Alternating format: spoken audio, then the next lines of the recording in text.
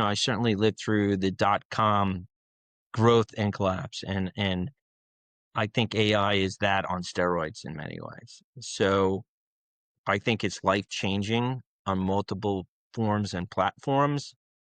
I think it's not quite there yet. I think a lot of people are investing into it, and businesses are losing money because they're not quite sure what to do. They say it's lonely at the top. They're right. But you don't have to scale your company alone. Welcome to the Scaling CEO. I'm Glenn Gow, the CEO Success Coach. On this podcast, I sit down with top performing CEOs to uncover the hidden patterns and frameworks behind their success so you can avoid common pitfalls and accelerate your company's growth. Now, on to the show. My guest today is Andrew Pudalov, the founder and CEO of Rush Bowls. Now, a lot of people talk about leaving a job to follow their passion. Andrew actually did it. After 15 years in the high-stakes world of New York finance, rising to become the global head of derivative trading at a major bank, he walked away. He moved his family to Boulder, Colorado to start an all-natural smoothie bowl shop with a simple mission: to provide pure, nourishing food. That one shop, started in 2004, has scaled into a national brand with over 50 franchise locations and another 100 in the pipeline. Not to mention a wholesale business that puts Rush Bowls in major retailers like Whole Foods and Costco. Andrew made the leap from trading complex financial instruments to building a mission-driven company from the ground up. He's someone who truly understands what it takes to scale both a business and a life aligned with your deepest values. Andrew, it's great to have you here. Thank you so much for having me on your show. So you went from a world of managing global derivatives to a world of selling smoothie bowls, which is about brand and people and community. What was the single biggest, most important thing you had to unlearn from your Wall Street days to successfully scale a food business? I think I had to modify my thought process on behavior in a way, right? So when you're running, my previous life, I'm a professional gambler for the banks, taking huge positions Right. on behalf of the bank. I'm not brokering it. I'm actually taking the positions. So, when I said jump, it was truly how high, how quick, right? It was all about speed, execution, and long-term goals and short-term goals. That was a blessing and a curse in many ways. When I came into opening my own shop, the reactiveness or changing and moving things very quickly in the food industry in general, from a speedboat to to a cruise ship, you're not going to spin so quickly. Mm-hmm. Um, and just understand the employees. You're dealing with super high finance, making huge amount of money to an employee that's on an hourly wage. Yeah. But I really enjoyed that aspect of teaching and learning, but I had to really understand who I was dealing with and how quick that execution can get, and how am I articulating the message. I think that was one of the early issues and challenges for me with young employees for the most part. Yeah, it's fascinating because one of the things I say to my CEOs is nobody thinks like you do. You would love for everybody in the company to think like you do, but they don't. And so learning how to communicate to people who think in a very different way is one of your superpowers if you can do that well. So it sounds like you've figured that out pretty quickly. And I'm a big one, always ask why.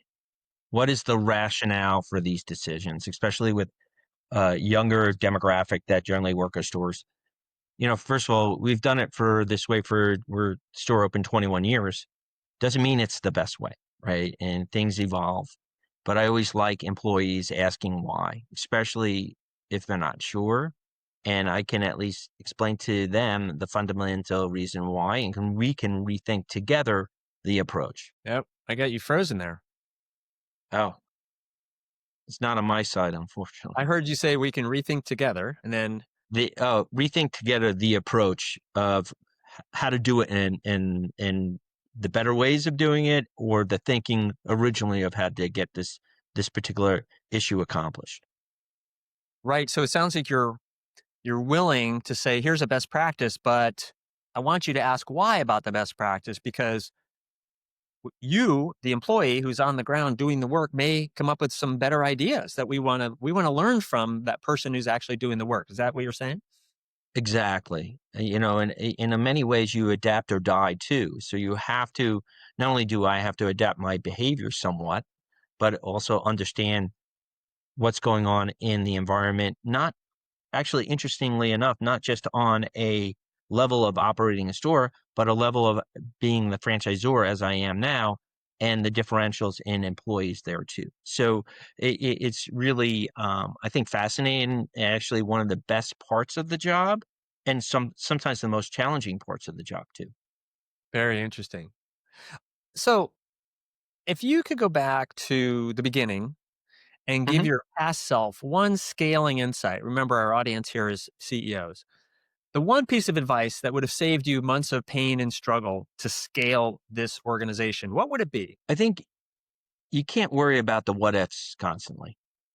You have to have your vision and execute, and not be fearful of all the noise around. So, talk more about that. Well, I think you can't overthink it, right? You have to have a very clear objective of execution, and you can't worry, oh, if I do it this, it may impact this, or if I do it this way, I have to worry about the customer over here. I think you really have to, and I think this is about goal and vision much more readily. It's about clean execution, right? And that stuff came a little easier to me because I was used to executing very, very big positions and taking a lot of risk on that. I think that was really good training to not be fooled by all the noise around you, but have a, Right. kind of a clearer vision of execution on exactly what you want. Right. Also, small steps lead to big steps. Right. Don't get It's very, and I think this in general, and this impacts everybody, including myself. You get overwhelmed with all the things you need to do without focusing in one step in front of the other, and get your short-term wins to get bigger goals and objectives out and done. Yeah, one of my favorite things I do with many of my CEOs is we bring in some management framework, and the most popular one amongst my CEOs is OKRs. But the beauty of that is it boils things down to a 90-day time frame, and it asks people to sign up to get these things done in a 90-day time frame, and an incredible focusing mechanism. And you don't pay attention as a result of everything else that's happening outside. You don't let it get in the way. You just say, "This is what I have to get done in the next 90 days." Yeah, and I think that's fantastic. I think it's obviously the way to go about a lot of this. So, talk to me about scaling yourself. What was Mhm. the hardest personal growth for you to go through from being the expert in the room to the guy just trying to figure out how to run a smoothie shop? I'm oversimplifying, but I think there's so many challenges within that. Not knowing the business afforded me the opportunity to really learn the business. My mm, objectives, and I didn't really have an idea of the business and how to run it. So I came into it, sometimes coming in it from a different direction or a different background is very helpful. I saw mhm, food differently than a lot of the businesses out there. I didn't see, when 21 years ago, I didn't see this as a smoothie business. It was always a bowl business, right? mm, Before mm, anyone was doing bowls. So hey, I wanted texture, I wanted nutrition, I wanted healthy food. So my vision was very differently than someone, hey, I'm opening up a smoothie shop. Like, okay, right. great. What are you different? What are you serving? I always came into it from a very different perspective, more financially driven, I think, in certain ways. Like, what's the bottom line? Hey, how do we run a business appropriately, make it profitable, but also serving healthy, delicious food that people are not doing yet? And you never really want to get into the education business, which was part of our business. At the time, no one was doing bowls. So how Mm. do you do that effectively and really execute a business well? And it's very interesting. So, some people make decisions based on their gut, and you came from a financial background. So, it sounds like you were from day one really trying to make or understand this business from the perspective of how are we going to build a successful business, not just based on branding and advertising and a great product, but on how do we manage this to a place that creates a good financial outcome for the company and the franchise owners. Exactly. I couldn't have said it. Obviously, that's a better way of saying it than I did. So let's look at the other side of the story where now you built Rush Bowls on a clear mission to provide healthy food. What's your direct advice to a founder who's struggling to scale and maybe has lost sight of their why? Well, they got to figure out their why, right? You got to always have really a vision and why, right? What's interesting about this and my, experience in business in general, which is pretty diversified now, sometimes it's not the first idea that makes you a lot of money or successful. Right? It's a permutation of that idea that you didn't even think of, right? Um, for instance, I'll give you an instance. We launched bowls, and we had this idea of Rush Bites, and Bow Wow bowls, which were super healthy, complementary products for our stores. And Rush Bites where we grind our own peanut butter, super fresh. We don't have salt or oils or anything in it. And we make bowls of that with oats and all different nutritious and healthy stuff. And they're great little snacks. Same thing, we do really healthy focus on super health for dogs. So we do a Bow Wow bowl that is pumpkin, banana, um, blueberries, because we know the nutritional elements. And those are really popular product lines that we're going to be launching in the CPG world, right?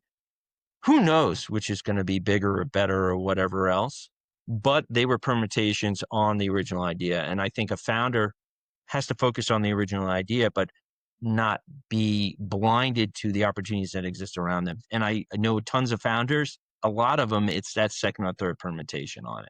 Yeah. Yeah. And especially in the consumer market, um, Yeah, the consumers tend to be fickle, so we don't know. We can do a lot of testing, but sometimes we have to just make a commitment and see what works, and put a lot of effort into something that may or may not be work. It may or may not work, but be comfortable with that. exactly.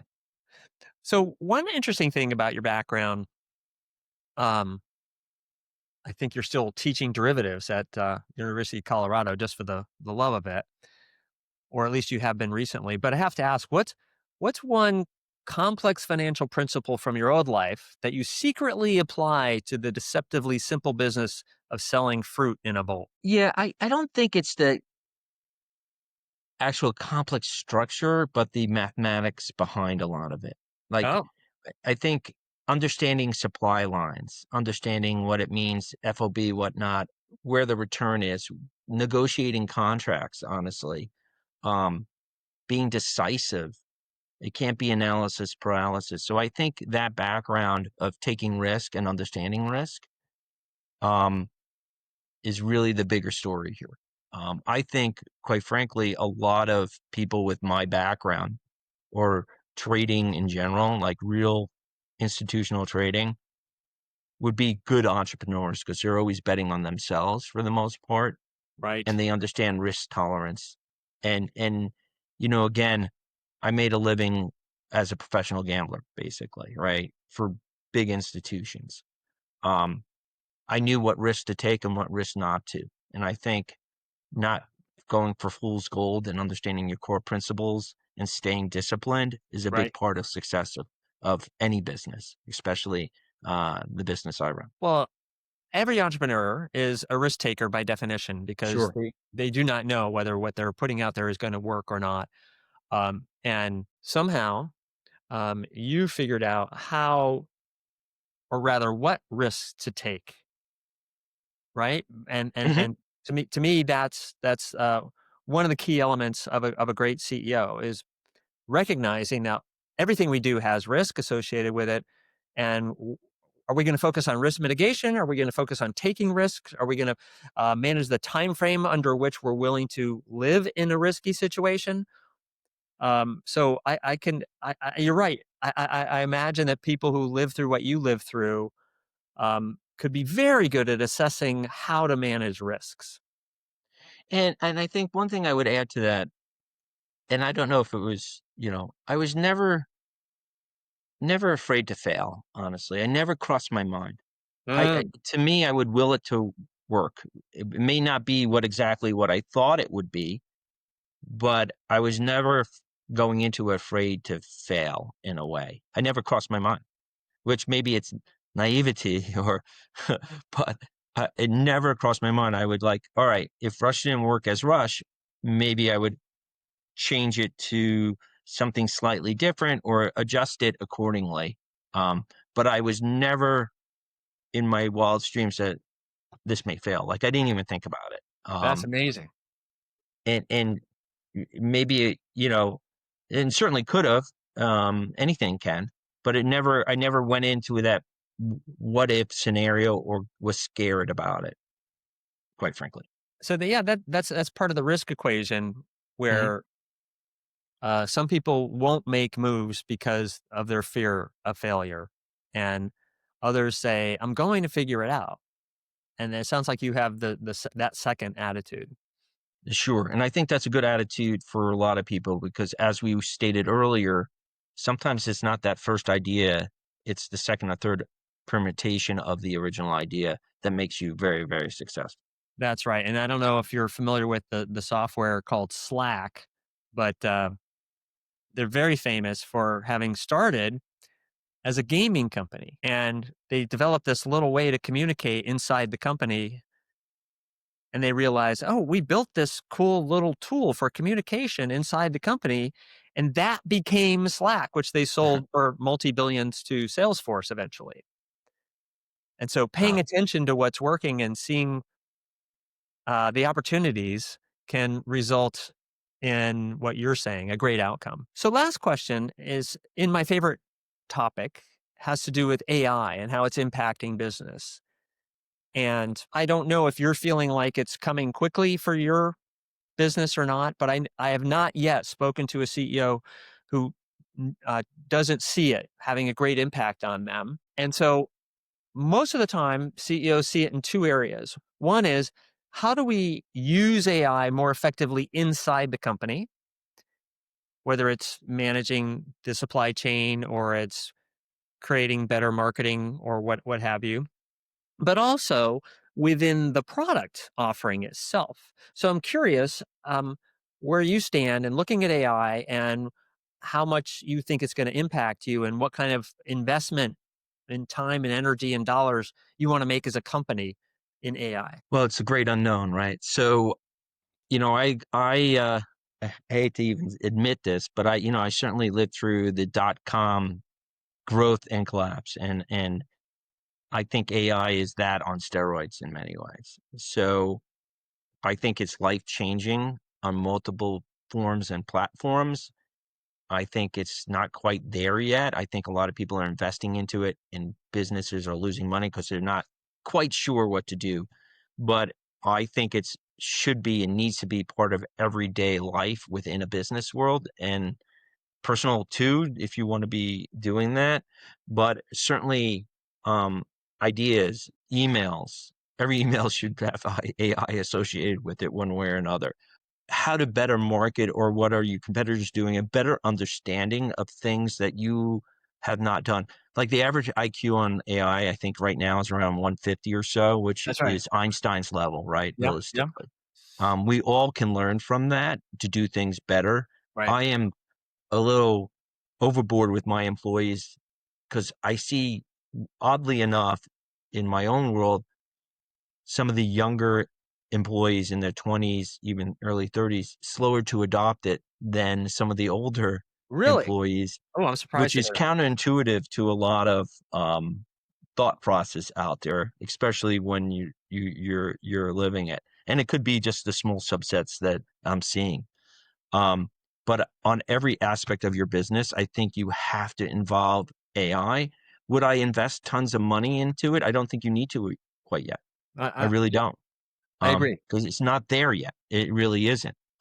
But would I search through Chat GPT before I would really do Google? Yeah.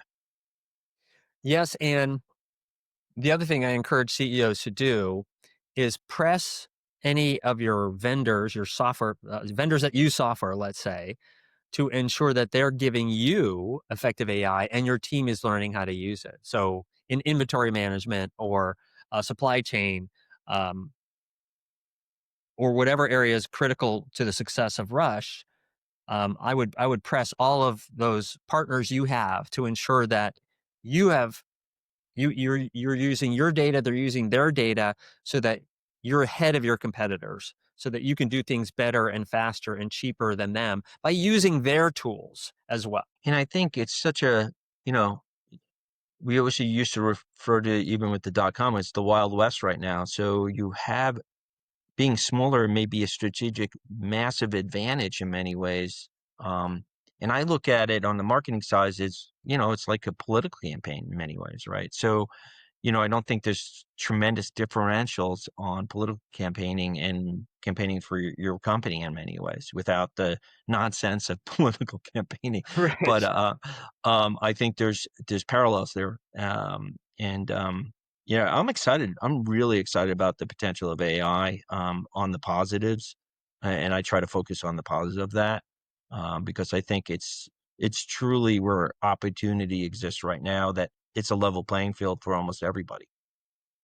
And it is truly an area where you can have a first mover advantage. Yeah. Not always true in adopting new technologies. This is an exception to the rule, and so I encourage you to continue that, because you're right. You may have an opportunity that the bigger players can't move as fast as you can, and you may find yourself at an advantage in several areas where they don't even know what happened. And the way AI is really set up, it's evolving so quickly that something initially is old news already, right? So if you can be, it may be advantageous to be a later, not the first wave of it, not the MySpace wave of it, but the Right, Google wave of it, right? right.